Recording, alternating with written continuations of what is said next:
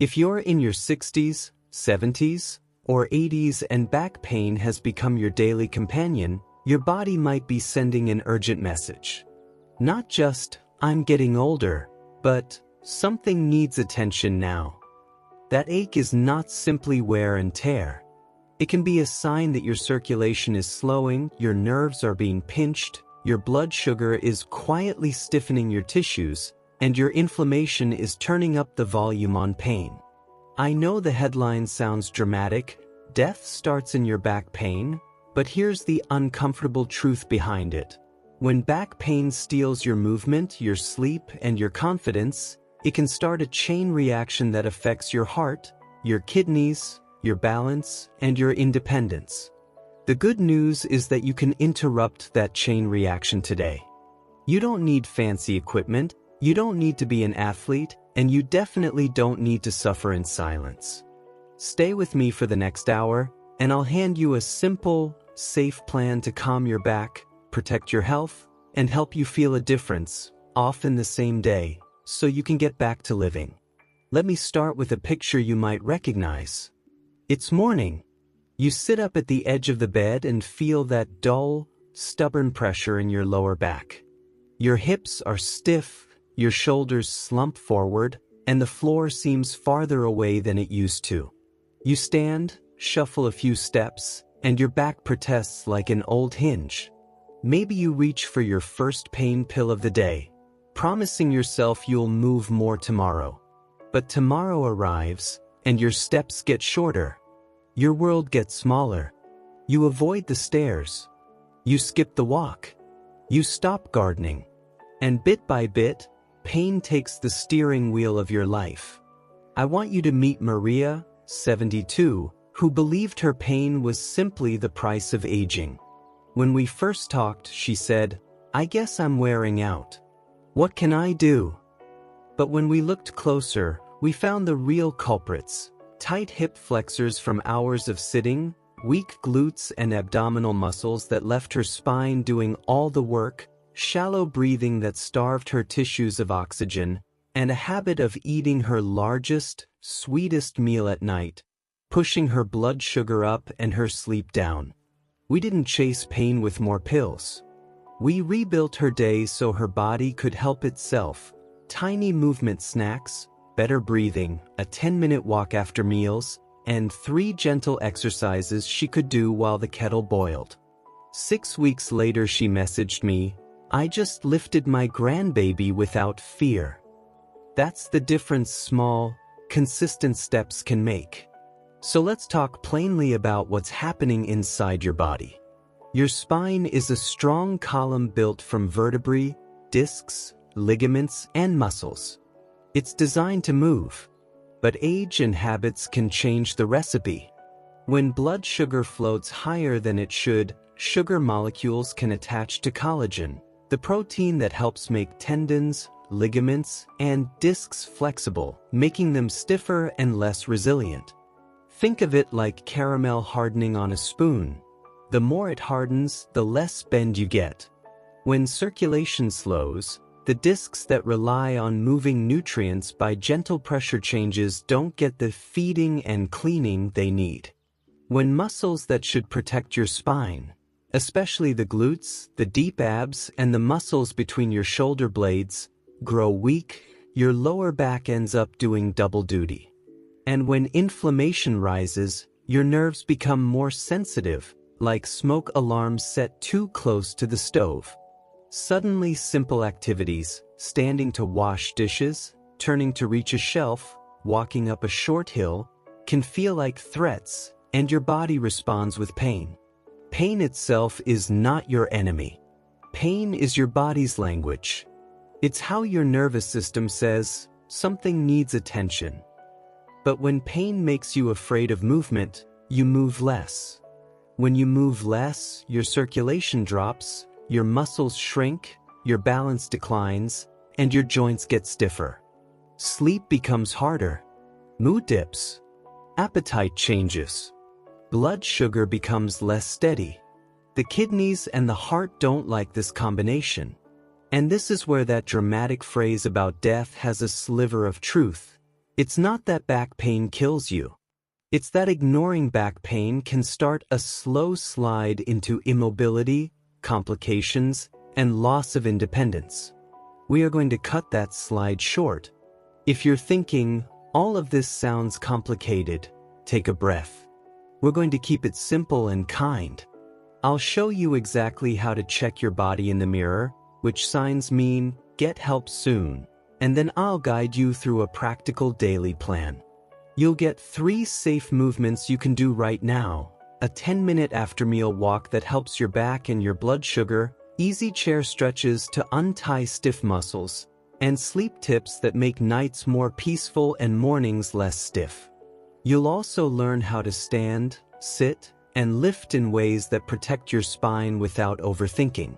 And because fear itself is fuel for pain, we'll calm your nervous system with a gentle breathing routine that eases tension from the inside out. First, let's make sense of why sugar, circulation, and inflammation matter so much. Imagine your tissues as a neighborhood. Good blood flow is the delivery truck, bringing oxygen and nutrients and carrying away waste. Gentle, steady movement is the traffic pattern that keeps those deliveries on time. But if you sit for long stretches, the delivery roads clog. Less oxygen arrives, more waste lingers, and the tissues in your back become cranky. If your blood sugar regularly spikes, say, after a big bowl of white pasta or a dessert-heavy evening, your collagen can stiffen and the tiny blood vessels that feed nerves and discs can narrow. And when you're under stress, your body pumps out chemicals that prime your nerves to shout louder. The result? Pain speaks in capital letters. The flip side is encouraging. Each small positive change helps the others. When you take a 10-minute stroll after meals, you pump fresh blood through the muscles of your back and hips, help your body use the sugar from your food more smoothly, and lower the inflammatory sparks that sensitize your nerves. When you practice calm, slow breathing, your heart rate settles, your muscles release some tension, and your brain turns down the pain amplifier. When you strengthen your glutes and mid-back, your lower back doesn't have to carry the whole load. These are not big heroic moves.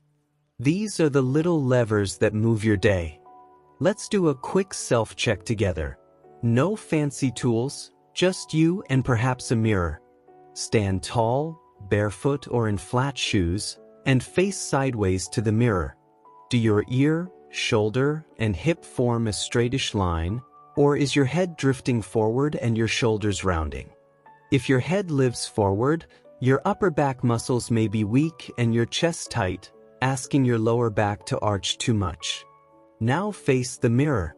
Do your shoulders look level or is one higher? Does one hip look raised? That can be a sign of muscle imbalance. Place your hands on your pelvis and gently tilt it forward and back, like pouring water from a bowl, then tipping it back in. If that motion feels almost locked, your hip flexors might be tight and your lower back stiff, a common pair. Now, try this simple test. Sit on a chair without arms, cross your arms over your chest, and stand up and sit down 5 times at a comfortable pace. If you cannot do 5 without using your hands, your legs and hips are asking for attention. Finally, while seated, extend one leg and flex your ankle up and down several times. If you notice tingling or a sharp pull down the back of the leg, your sciatic nerve might be feeling cranky from tight muscles or a disc that wants calmer mechanics. There are also serious warning signs that deserve swift medical attention. If back pain arrives after a fall or accident, don't wait, get seen. If you have fever with back pain, new bowel or bladder problems, severe weakness in both legs, numbness in the area you would sit on a saddle, or unexplained weight loss, please seek urgent care. Those are rare, but they matter. For most people, though, back pain is mechanical and metabolic. How you move, how you sit and sleep, how you breathe, and how your blood sugar and circulation behave. Let's build your daily plan. It has 4 pillars: a calm nervous system, gentle mobility and strength, better circulation, and supportive habits. I'll walk you through each, one at a time, in plain language, so you can start today. We begin with breathing because it's the quickest way to settle pain's volume knob. Sit tall on a chair with your feet flat. Place one hand on your belly and one on your chest. Close your eyes if that feels comfortable. Inhale slowly through your nose for a count of 4, letting your belly rise gently into your hand while your chest stays quiet. Exhale through pursed lips for a count of 6, like you're blowing through a straw. Do this for 1 minute. This switches your body from fight or flight to rest and heal. As you exhale, imagine your lower back softening and your hips gently smiling. It sounds silly, but the brain listens to your pictures. After 1 minute, add a tiny movement. As you exhale, tuck your tail slightly, flattening your lower back into the chair. As you inhale, let your tail rock back to neutral. This pelvic clock is your first gentle mobility exercise, and it lubricates the small joints in your spine without strain. Now for your 3 daily movements, the ones I want you to do every day, even on your busiest day. They are safe, simple, and surprisingly powerful. Movement 1. The chair pelvic clocks with diaphragmatic breathing. Stay seated, feet firmly on the floor. Imagine your pelvis is a clock face. Noon is your belly button, 6 is your tailbone, 3 is your right hip, 9 is your left hip. Gently tilt your pelvis toward noon, then toward 6, then toward 3, then toward 9. Draw small circles, slow and smooth, for 30 to 60 seconds, then reverse the direction. Keep your belly soft and breathe. This wakes up the tiny stabilizers around your spine and tells the nervous system, we're safe, we're moving, nothing to fear. If you feel any pain sharper than a 4 out of 10, make your circles smaller and slower. If you feel dizzy, stop and rest. If it feels good, keep it gentle. This is oiling the hinges, not forcing them. Movement 2, the supported hip hinge at a countertop. Stand facing your kitchen counter or a heavy table, feet hip-width apart, hands lightly on the surface for balance. Soften your knees.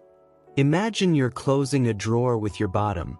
Send your hips back while your spine stays long, as if a string were gently pulling the top of your head forward.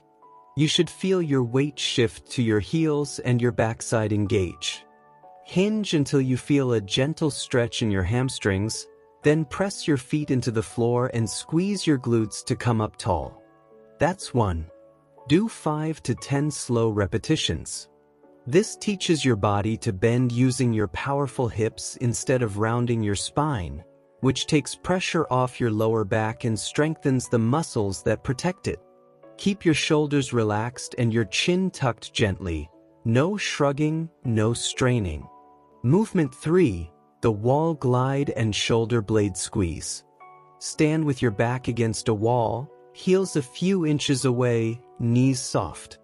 Your head, upper back, and the back of your hands touch the wall. Gently slide your arms up like making a snow angel, only as high as you can without arching your back or shrugging.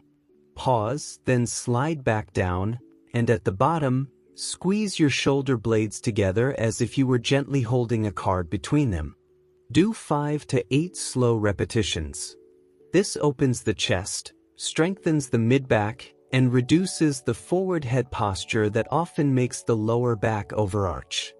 If reaching overhead is uncomfortable, keep your arms lower, even sliding the hands along the wall to shoulder height helps. Those 3 movements, pelvic clocks, hip hinge, and wall glide, are your daily backbone. They take under 5 minutes, they're joint-friendly, and done consistently they change how your back feels during real life. When you stand from a chair, when you pick up a bag of groceries, when you reach into a cabinet. Next, let's use walks to power your circulation and calm inflammation. After each main meal, take a relaxed 10-minute walk.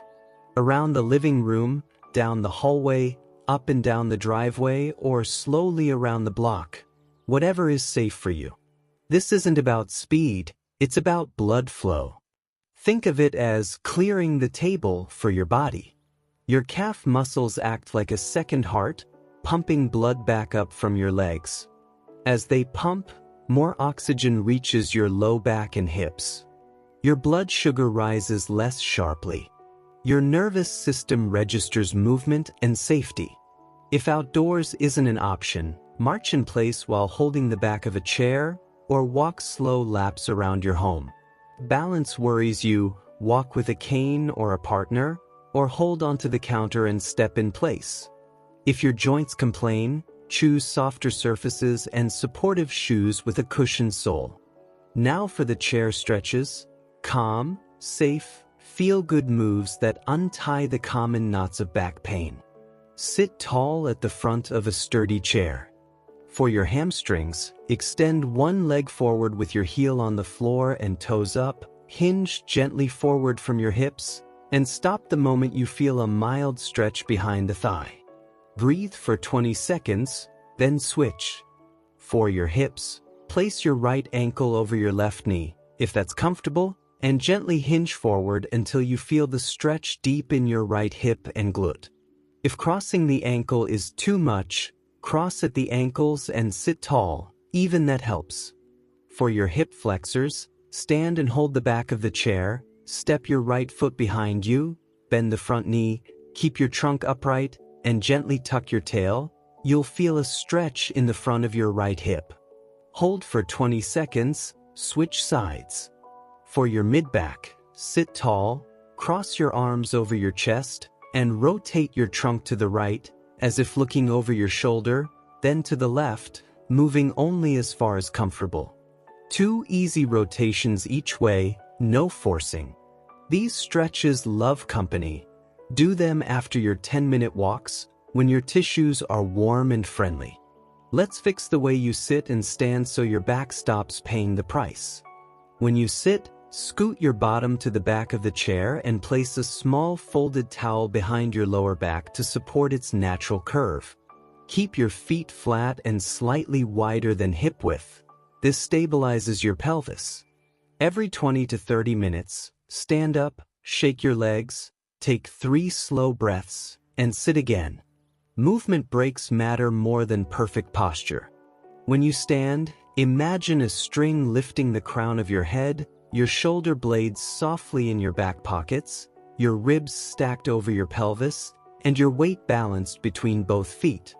When you lift something, keep it close to your body, hinge at the hips like you practiced at the counter, and exhale as you stand. If you must reach overhead, use a step stool instead of straining your back and neck. Sleep is your nightly repair shop, and back pain often steals it. If you sleep on your side, place a pillow between your knees so your top leg doesn't drag your spine into a twist. If you sleep on your back, place a small pillow under your knees to relax your lower back. Choose a pillow that keeps your neck in line with your spine. Your chin shouldn't tilt up or down. As for mattresses, medium to medium firm often supports the spine well. What matters most is that your hips and shoulders don't sink so deeply that your lower back arches. A simple trick: lie on your bed and slide your hand under your lower back. You should feel gentle contact, not a big gap. Now, I want to say something important about pain and fear. Pain whispers, then it shouts. Fear hears the shout and tightens every muscle, preparing you to fight or flee. Tight muscles compress joints and nerves, and the pain gets louder, a brutal loop. We break that loop with pacing and permission.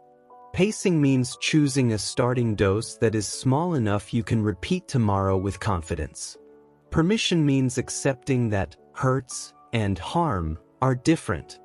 Gentle discomfort during a safe exercise is like the stretch when you reach for a high shelf, not pleasant but not dangerous. Sharp, shooting, or worsening pain is your cue to stop and shrink the movement. You are in charge. Your back is not fragile, it is adaptable.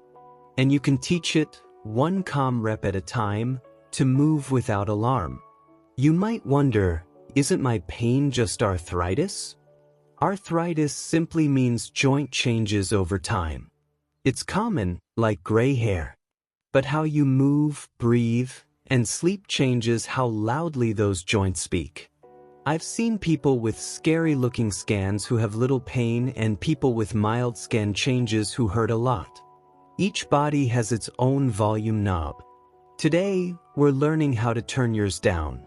Let's add a few daily habits that quietly protect your back. Hydration matters more than you think. Your discs love water. A simple rule: sip a glass of water with each meal and one between meals, adjusting for what your doctor recommends if you have fluid restrictions. Wear shoes that support you, cushioned soles, a stable heel, and room for your toes. If your ankles swell by evening, elevate your legs for a few minutes and flex your ankles up and down to help your veins return blood to your heart. Keep a small heat pack on hand for stiff mornings and a cold pack to calm a flare after activity. Use whichever feels better for you, 10 to 15 minutes at a time with a cloth to protect your skin. Nutrition is a quiet partner in pain. I'm not here to rewrite your entire menu, but I will share a handful of back-friendly ideas. Build each plate around color and protein, leafy greens, berries or citrus, olive oil, beans or lentils, fish like sardines or salmon, eggs or yogurt if you tolerate dairy, nuts and seeds like walnuts and pumpkin seeds. These foods support blood flow and calm inflammation. In the evening, trade big bowls of white pasta or bread for smaller portions alongside vegetables and protein. Try a simple swap: roasted vegetables drizzled with olive oil, a piece of fish or chicken, and a small portion of whole grains. If you enjoy something sweet, have it earlier in the day and pair it with a walk afterward. And include magnesium-rich foods, spinach, almonds, pumpkin seeds, dark chocolate in moderate amounts, because magnesium helps muscles relax. Always follow the advice of your healthcare provider if you have kidney or heart conditions that affect what you should eat. Now, let's talk about common patterns of back pain and how to respond. If your pain lives mostly in your lower back and buttocks and eases when you sit but worsens when you stand long, your spinal joints may be feeling compressed. The hip hinge, short sitting breaks, and a small lumbar roll while standing, tucking your tail slightly and stacking your ribs, can help. If your pain shoots down the back of your leg, you may be dealing with an irritated sciatic nerve. Keep your spine movements small and gentle, favor positions where your back feels neutral, and do the nerve-friendly hamstring stretch with a soft knee bend rather than locking the knee. If mornings are worst but you ease up in an hour, prioritize slow breathing in bed, then roll to your side, use your arms to help push up, and do a few pelvic clocks before you even stand. If your pain worsens at night and wakes you, review your evening habits. Heavy meals, long late-night sitting, or screens in bed can raise your pain volume. Try a warm shower, a few minutes of diaphragmatic breathing, and side lying with a pillow between your knees. If you rely on pain medication, please use it as prescribed and as a tool, not the entire toolbox. The plan we're building isn't anti-medication, it's pro-body. When you give your body the movement, circulation, and calm it needs, the medication can work better and you may find you need less of it over time, in partnership with your doctor. I also want to address something we don't talk about enough: back pain and mood. Chronic pain can make you feel isolated, impatient, even hopeless. That's normal, and it doesn't mean you're weak. Pain steals attention and energy, but connection returns them. Call a friend and walk together, even virtually, by putting the phone on speaker and strolling your hallway. Put on your favorite song and sway in the kitchen. Tiny dances count as movement snacks. Keep a small notebook to track wins. Did my 10-minute walk after lunch? Stood up every half hour today. Did 5 hip hinges without pain. Seeing your progress in ink reminds your brain that you're moving forward. Let's return to our 3 daily movements and layer in 2 optional upgrades for those days when you feel good. The first upgrade is a supported bird dog at the countertop. Place your hands on the counter, walk your feet back so your body forms a long line from head to heels, and soften your knees. Keep your spine neutral and your belly gently braced as if hugging a wide belt. Slowly slide your right heel back, barely lifting it off the floor, then return. Switch sides. Then slide your right hand forward along the counter a few inches, keeping your shoulder low, and return. Alternate sides. 3 repetitions each side. This awakens the crossbody sling, shoulder blade, core, and opposite hip that stabilizes your spine during everyday tasks. The second upgrade is the calf pump. Holding the counter, rise onto your toes slowly and lower slowly for 10 repetitions. Then rock back on your heels, lifting your toes, if balance allows. This improves circulation from the legs upward, and many people notice their back feels lighter after these pumps. If your balance is unsteady, stick to the toe rises and keep both hands on the counter. If you experience numbness or tingling in your feet along with back pain, especially if it's new, tell your healthcare provider. Sometimes that combination points to nerve compression or circulation issues that deserve a closer look. Meanwhile, keep your shoes supportive, avoid sitting with your legs crossed for long periods, and use the ankle pumps throughout the day. Point and flex your feet 10 times to move fluid and wake up nerves. I want to show you how to build a movement sandwich around the tasks that bother your back. Let's say standing to cook dinner triggers pain after 10 minutes.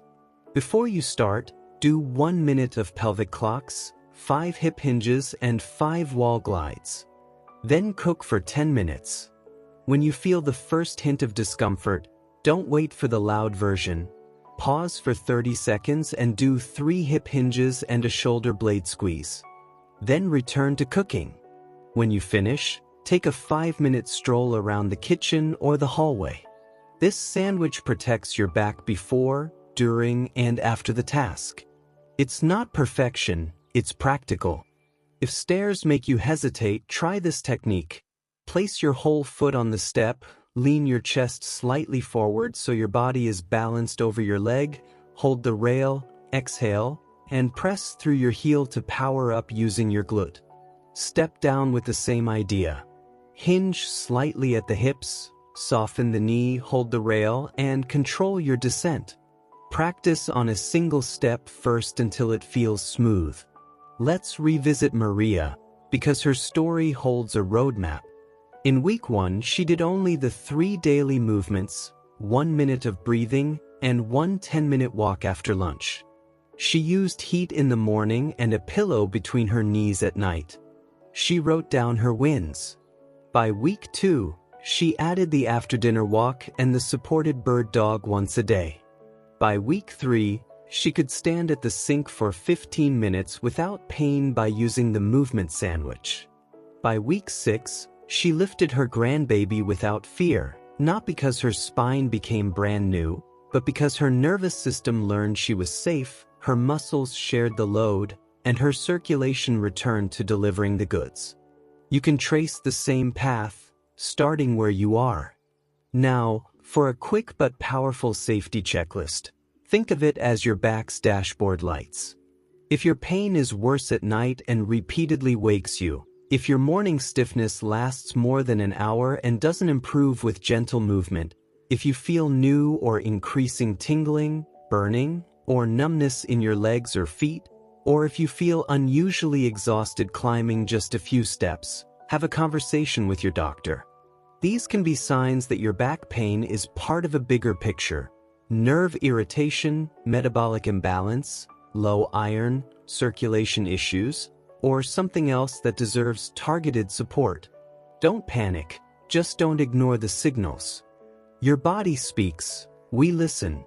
Let me give you small scripts you can use with your healthcare teams so you get the help you deserve.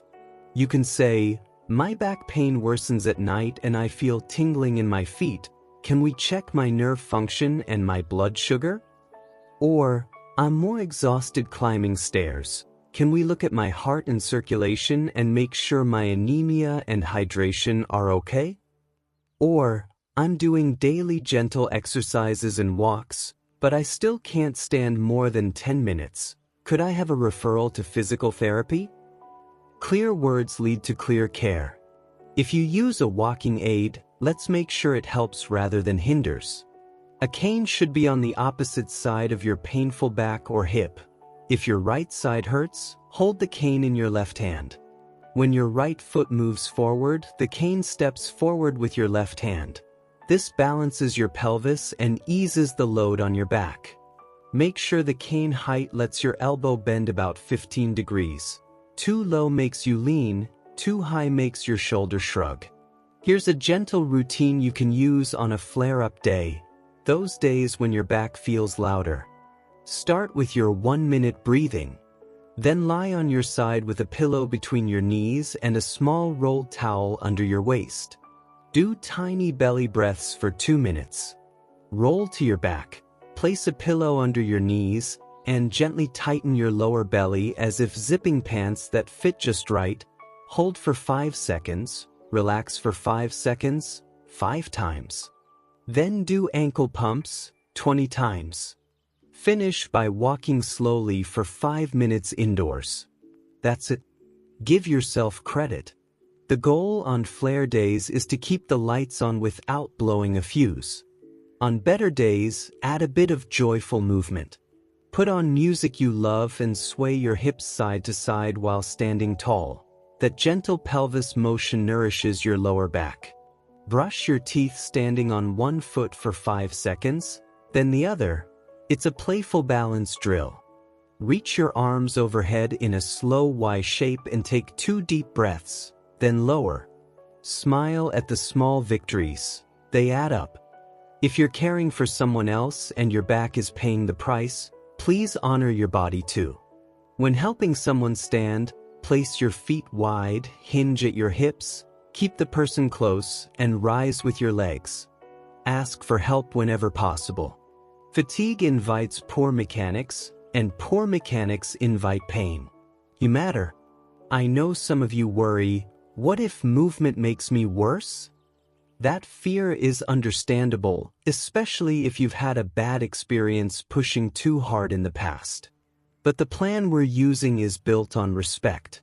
Your job is to move like you're teaching a shy cat to trust you. Slow, steady, and consistent. Pain may whisper at first. You answer with kindness and breath, not force. Over days and weeks, your shy cat learns. Your back learns too. Let's pull all of this into a simple day you can picture. Morning. Before you get out of bed, do 5 belly breaths. Sit up by rolling to your side first, no jackknifing. In the kitchen while the kettle warms, do your pelvic clocks. While you wait for toast, do 5 hip hinges at the counter. Before you sit to eat, slide your hands up the wall for 2 gentle wall glides. After breakfast, take your 10-minute stroll, even if it's just laps in your home. Mid-morning, stand every half hour for a minute and do 3 ankle pumps and 1 shoulder blade squeeze. Lunch, repeat your 3 movements and your walk. Afternoon, practice the movement sandwich around chores. Evening, keep your dinner balanced, vegetables, protein, fewer starches, and walk 10 minutes after. Before bed, warm shower, 2 minutes of breathing, side lying with a pillow between your knees, lights low, phone away. That is a back healing day. Not perfect, not punishing, just right. And for those who crave a promise, here's one I can make honestly. If you choose even 2 of these steps, say, the 3 daily movements and the after-meal walks, and do them most days for 2 weeks, most people feel some improvement. Less morning stiffness, easier standing, more confidence. Some feel a shift on day 1. The breath softens the pain, the hip hinge makes standing easier. Your timeline is yours, but your body is on your side. It wants to heal. Before we close, let's address the heart of that headline one last time. Death starts in your back pain, sounds terrifying, and fear sells. But what truly threatens us is not the pain itself. It's the quiet surrender that often follows. When pain shrinks your life, everything that keeps you vibrant, movement, sleep, connection, confidence, shrinks too. Today, we chose not to surrender. We chose to move, to breathe, to nourish, to pace, to listen to your body's messages and respond with wisdom. That is how you protect your back in your life. If this conversation helped you, keep the momentum going. Start today. Right now, sit tall, place your hand on your belly, breathe in for 4, out for 6. Do your pelvic clocks for 30 seconds. Stand and try 5 gentle hip hinges at the counter. Walk for 10 minutes after your next meal. Put a pillow between your knees tonight. Tomorrow, do it again. And when fear whispers, answer with action and kindness. I'm proud of you for listening, for caring, and for choosing to move forward. If you found this useful, you'll love the next video where we dive even deeper into the top 3 foods that support your brain as you age. Simple, delicious choices that can help your memory, mood, and focus. Watch that next, and let's keep building your strongest, calmest years together.